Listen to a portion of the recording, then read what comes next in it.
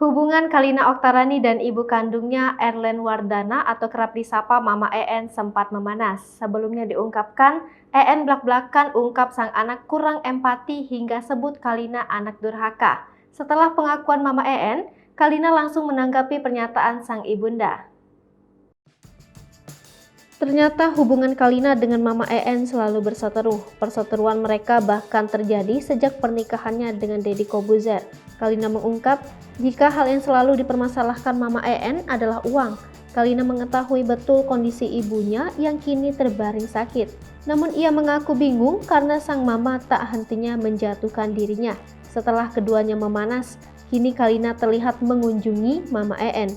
Melalui akun Instagram @kalinaoktarani, Kalina terlihat bersama kerabat menjenguk Mama EN.